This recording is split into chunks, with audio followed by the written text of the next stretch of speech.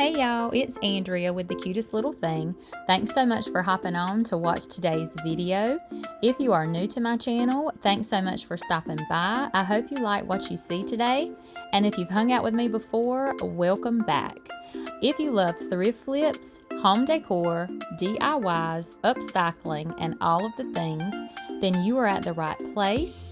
I love to go thrifting and bring those unwanted items home and make them over and give them new life.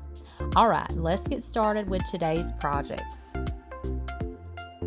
I am so excited to share with you guys today's video. The first project here, I have this cloche with this wooden base. It has been in my stash a good while, and I grabbed it out for this week's projects because I was ready to get something done with this piece. So I'm going in with DIYS White Swan, the color White Swan, I'm pretty sure. And I'm giving that base a good coat. And look at this little bunny I also found in my stash. I want to stage this cloche with this bunny, so I'm going in with this same color and painting this entire bunny. She is so cute. I love how she's laying there sleeping on that little basket. And you can't really see in the camera, but there's some like leftover moss glued on around that bunny, but you will not be able to see that when I'm all finished the way I'm going to stage her up. I let the first coat of paint dry and I went in with a second coat, let that dry completely. Now I'm just going in with my little sanding block here and just giving this a quick like just smoothing it down. And I also wanted to distress it just a bit. My sanding block weren't quite tough enough, the grit, so I went in with another little piece of sanding paper I had to get a little more distressing in that piece. This is Waverly, the color Ballet Slipper. I just wanted to lightly go in with that color in the little bunny's ear that's showing there. And I just did a light coat and just sort of blended it with my paper towel. And now I'm going in with Dixie Belle's Best Dang Wax in the white. And that's sealing that paint. And I wanted to go around the basket with Dixie Belle's Brown Wax. I wanted to give that a little bit of a darker look. Let that sit just a minute, and now I'm wiping the excess away with a dry paper towel. I didn't want the dark wax on the bunny. I just wanted it on the little basket. And I also did the bottom. And like I said, that's also sealing that DIY paint because this DIY paint does not have a built-in sealer. Now for my wooden base here, I went in with Big Top to seal that in. And just did a good coat of that to get that paint all sealed in.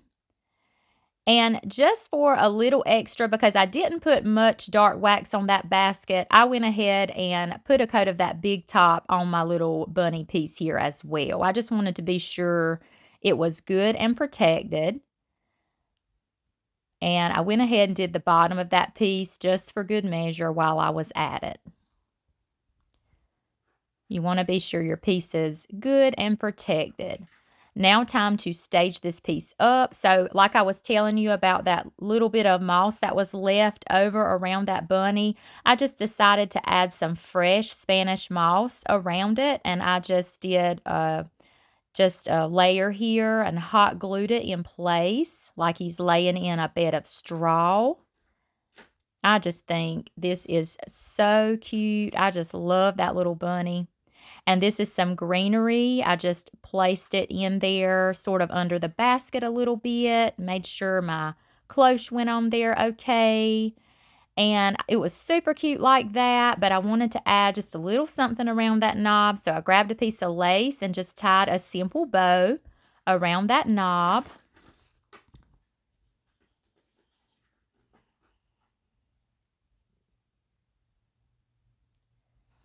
And I wanted to add a pop of color. So these were some florals I picked up from Walmart. And I just cut a little piece off and stuck right in there with that bunny.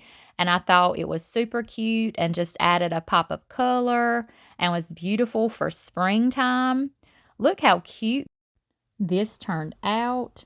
I absolutely love this, and I am so tempted to keep it for myself, but off to my booth it's going to go.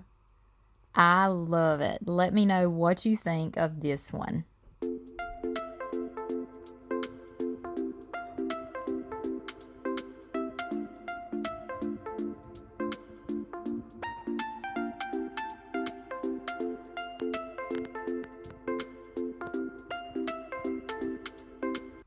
For our next project, I have this basket here that's hiding under all of these florals.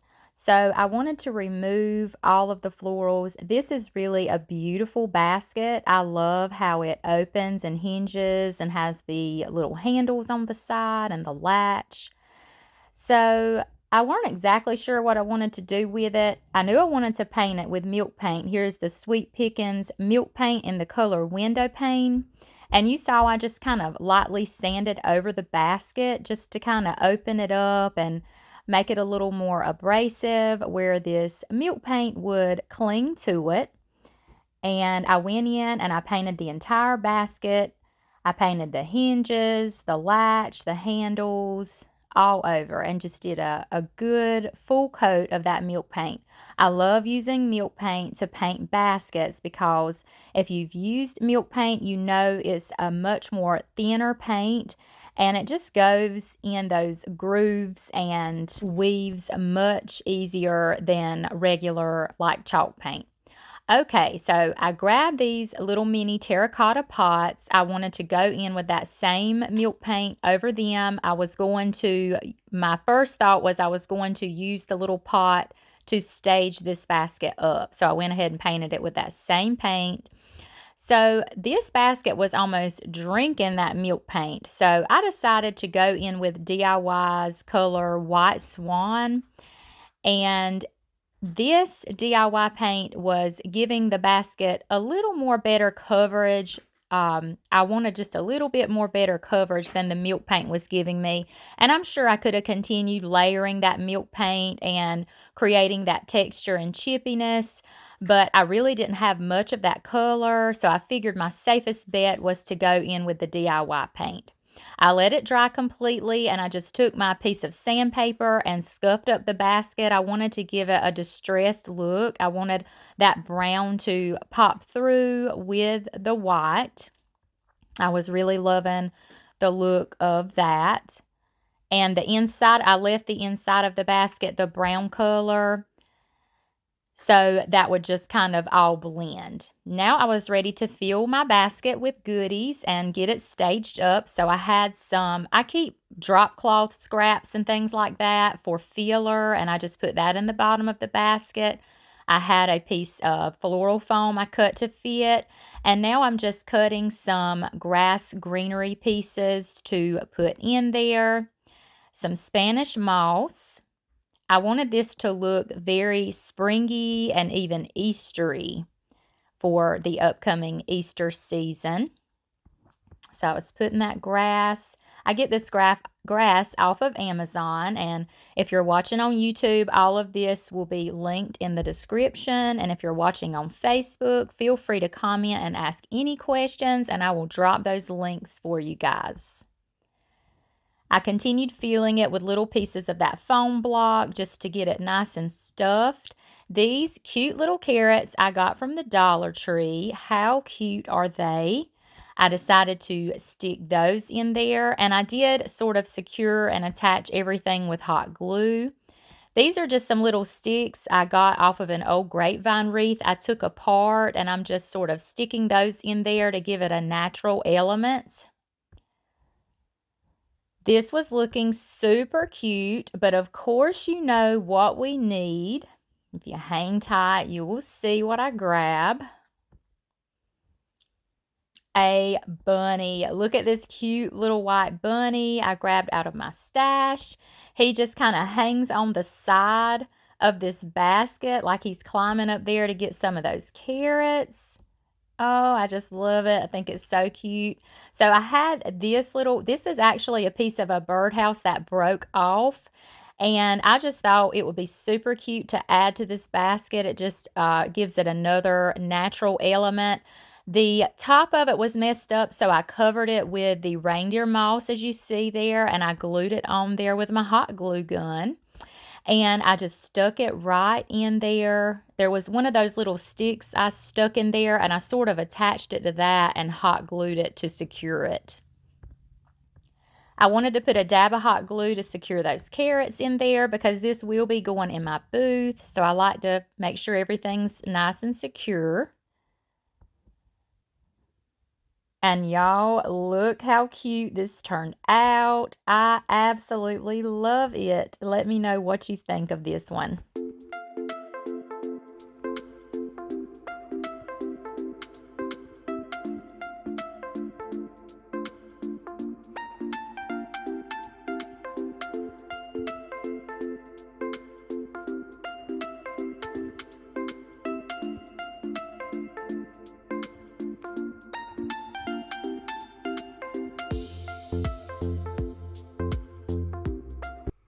This project starting out with a regular piece of wood I just had in my wood pile stash.